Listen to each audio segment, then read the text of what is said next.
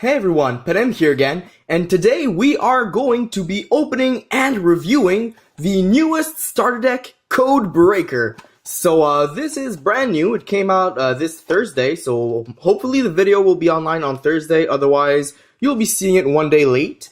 But yeah, there is the list back here, and as you guys might notice with a quick look, a lot of awesome reprint are in here, but not many new cards.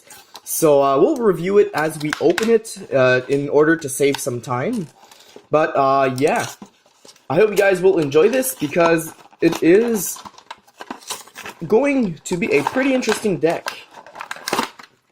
So here we have our little paper, I guess. So this time around we don't have any instructions on how to play the deck. We only have the actual playing field. And we have the instruction booklet, the beginner's guide, with pretty much everything you need to know on how to summon and how to play, at least to a certain degree. So that's not bad, but yeah, as I was mentioning, there are no actual combo tutorials in this one because it's a starter deck and not a structure deck.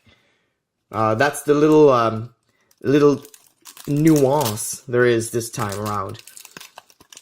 And here we have our deck.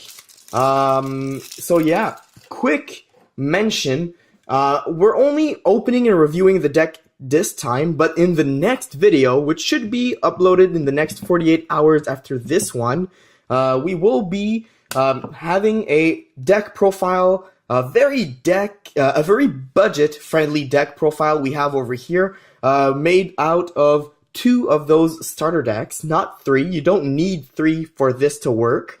And we'll have some suggestions on how to make it better or make it more efficient at least. So first off, we'll start by reviewing this brand new deck right here. We have the first card is cyberse White Hat. Basically a defensive monster that can be special summoned when you control 2 or more monsters of the same type. They don't have to be cyberse, but you know, with this kind of a deck, you would probably have 2 cyberse monsters on your field. So yeah, you have this guy, and when he's used as a link material, all monsters your opponent control lose 1000 attack until the end of the turn, which is pretty neat. It's a level 6 ultra rare. We have Transcode Talker, which is probably one of the best new cards in here, if it's not the best, because of its effect. Not only the artwork looks pretty cool, like a Gundam style shooter, but the effect is great. While this card is co-linked, and it and its co-linked monsters gain 500 attack, also your opponent cannot target any of them with card effects. So that's pretty good already against a lot of things, and it makes it a 2800 attack automatic beat stick. But then you can target 1 link 3 or lower cyberse link monster in your graveyard, except this guy. Special summon it to your zone this card points to. You cannot special summon monsters the turn you activate this effect except cyberse monsters. You can only use this effect of Transcode Talker once per turn. So it's not a once per presence on the field, which is pretty insane. And it's a link 3. Very easy to make with 2 effect monsters only, just like every other Code Talker monsters. But basically, if you had something here, this means you have a zone over here you could special summon into, or if this was in your extra monster zone, you'd have 1 zone underneath. Hopefully you're going to use this one instead, but this one still works pretty well. This is a very good way to, you could easily use a link to cyberse and any other card that has an effect to make this, and use its effect to bring back the link to, and both of them would gain 500 attack and an immunity to target effects. So that is a very easy and good way to play the deck.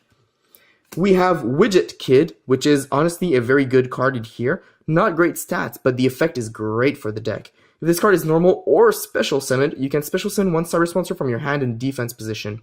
So you normal summon this, special summon any other cyberse like this guy, I guess. No, wait, let's use this guy because it needs to be an effect monster. You special summon this, you have 2 on your field, special summon this, and you can already go into a link 3. With just 1 card as a normal summon, you get 3 cards on the field, and boom, voila, you've got this. So Widget Kid, pretty useful. Signet Recovery. Interesting new card, but not a great new card. If a link monster you control or multiple link monsters you control are destroyed by battle or an opponent's card effect, you can target one monster in your graveyard except a link monster and special summon it in defense position, but you can only use this effect once per turn. It's interesting because it allows you to make a comeback or protect yourself a little longer when your opponent is destroying you, but this is only when it's destroyed. When they're removed from the field or banished or returned to the hand, deck, etc., if they're taken control of and sent to the grave by tribute or anything, that does not work. And it doesn't work when you do it either. So Dark Hole doesn't help, Torrential Tribute doesn't help. This is decent, but most times the opponent won't care about this. So probably not going to play many of these in deck. Pentas Tag, interesting new card. If your link monster attacks a defense position monster, inflict piercing battle damage to your opponent. Very nice with this budget deck. You can just make this using 2 cyberse, and you have one more cyberse on your field like the combo I showed you guys earlier. Then use that cyberse and Pentas Tag, make transcode. Transcode brings back Pentas Tag. You have 2800 attack and 2100 attack, and both of them deal piercing battle damage, and both of them cannot, neither of them can be targeted by your opponent's card effects. So it works pretty well together if you ask me. We have Leotron, the new cyberse beat stick. Honestly, it's better than many other cards, but you don't really care for it, is what I would like to say. There are some combos with it, obviously, but Text Changer, the only reason why Leotron is viable. Once per turn, when your monster is targeted for an attack, any monster, even him, you can negate the attack and special summon one cyberse normal monster from your hand, deck, or graveyard. But it's only once per turn, so you put this in attack mode at the end of your turn, your opponent attacks it, negate that, special summon Leotron, and it's an easy 100 attack target for any other attacks your opponent might have. You have Bittron, which is a reprint, Ramclouder reprint, Link Slayer reprint, Backup Secretary reprint, Launcher Commander reprint, Client reprint, Bit Trooper reprint, Flamevell Guard old reprint, Beast King Barbaros old reprint, Cyber Dragon yet again, but it's pretty cool since there's new support coming out lately. Xarion Universe old reprint, Evil Swarm Mandragora old reprint, Marshmallow reprint again, Raikou, Battle Fader, Swift Scarecrow, basically a lot of reprints, and this is why the deck is interesting yet not too captivating. Like, it won't attract you unless you're looking for some specific cards in here. We have Silent Universe, which is another reprint from the first deck, I believe. Something like that. Basically, all link monsters you control gain 300 attack, which is great for the Pentas Tag / Transcode combo from earlier, which makes this guy 24 piercing battle damage and 31 piercing battle damage. But once per turn, you can target one monster in your graveyard and shuffle it into the deck, which is very good for recycling your few cyberse in here, because as you guys saw, like half the monsters are not cyberse. But also, if this card on the field is destroyed by a card effect, send all monsters in the extra monster zones to the graveyard. So if your opponent is extra linking you, you activate this, special summon Link Slayer, discard a card, below sign it, you just destroyed both extra monster zones your opponent controlled. You can also use Twin Twisters, you can use Mystical Space Typhoon, anything really, as long as this card is destroyed. Scapegoat, very cool reprint, which also confirms that this will not get banned too soon because it just got reprinted. Same thing for Monster Reborn, very good reprint right here for people who didn't get the chance of getting any from the Lost Art collection or from older collections at all. Dark Hole, because Raigeki is too OP for a starter deck. Mystical Space Typhoon, Book of Moon, United We Stand, because you need some beat sticks sometimes. Card Trader, because I guess you could brick pretty easily. Burden of the Mighty, for the same reason as United We Stand. Ego Boost, again, for the same reason. Supply Squad, just like the continuous foil spell we had earlier, but this time it allows you to draw a card instead of reviving. So, there are some combos you can do easily with this. You could have both of them on the field and on purpose attack your opponent with Backup Secretary for 1200. You'd get a draw, you'd get a special summon, maybe you'd have a better chance on the next turn, but at least you get some stuff out of it. Signet Regression. If you special summon a Link monster, target one card on the field, destroy it, then draw one card. You can only activate one of these per turn. This is not bad, because yes, you use one card and you draw one, so automatically it's a 1-for-1 kind of effect, because you don't plus but you don't neg, but at the same time, you destroy a card on the field, so that's like a kind of a plus, but at the same time, you need to special summon a Link monster, which is not that easy, but it's not too difficult nowadays either. Also, this card has a little special thing about it. It's you special summon a Link monster. It doesn't have to be a Link summon. So if you Monster Reborn a Link monster, that works. If you have your transcode, on the field, and you already revived something, but it died, and you want to revive it again on the next turn, that counts as a special summon. So it would work if you drew this in between the summons. Shadow Spell, because you can protect yourself. Call of the Haunted, because Monster Reborn isn't enough. And now we have some staples with Mirror Force, Torrential, and Bottomless. Very decent staples for any beginner. Honestly, they're all at 3 right now, and this will get new support pretty soon, so that's pretty nice. We have Zero Gravity. Change battle positions of all face-up monsters on the field. Obviously, Link monsters can't change, so in a Link deck, that's pretty decent. And we have Compulsory Evacuation Device. Now we have some reprints over here, which are very interesting, especially in this kind of a deck. We have the first starter deck's main monster as a reprint, and Link Spider, which goes very well with Scapegoat. These two are pretty interesting, but the best one is Linkuriboh. Now, a lot of people out there who are not members of Shonen Jump really were waiting for this card to come out as a reprint, especially people in Europe, because, you know, it wasn't exclusive for the region, but now it's actually available for everyone, and this card is insane with Scapegoat.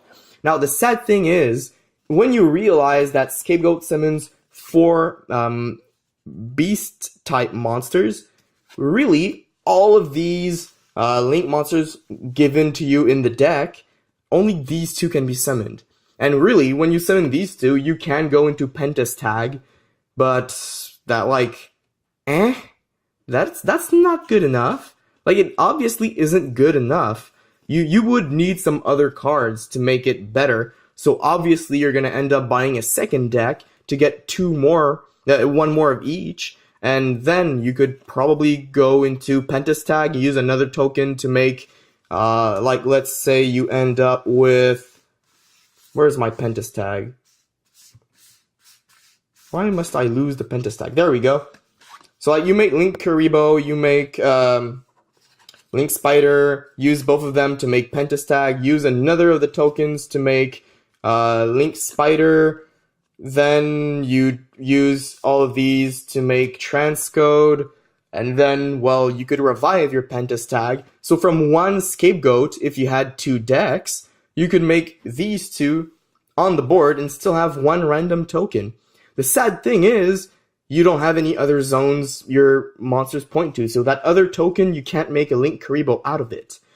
Kind of a disappointment, honestly, which is why Pentas Tag might not be the best option, but we'll go over that in the deck profile I have set up for you guys in the next vid, because obviously the deck has some problems, but they can easily be dealt with in a reasonable budget, like $10 to $20, and the deck will be very operational.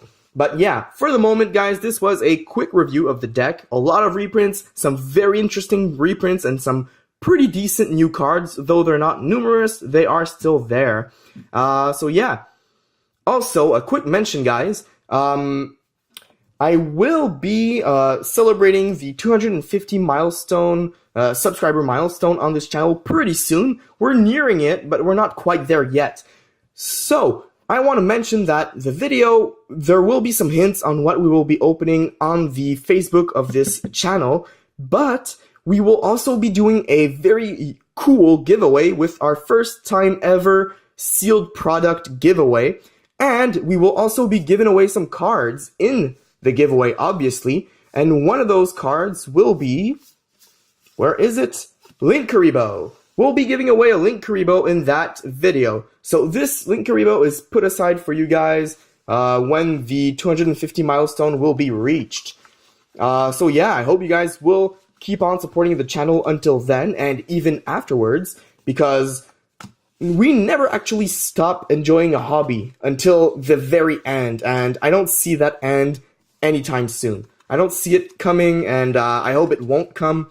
I really enjoy the hobbying, and I really enjoy showing you guys how fun a hobby can be. So yeah, I hope you guys will subscribe. Tell your friends to subscribe. There is an awesome giveaway coming up. Sealed products, Linkuriboh, other cards, a signed card, obviously, as that's the tradition on this channel. So yeah, until next time, guys, it's been a pleasure, and Panem out.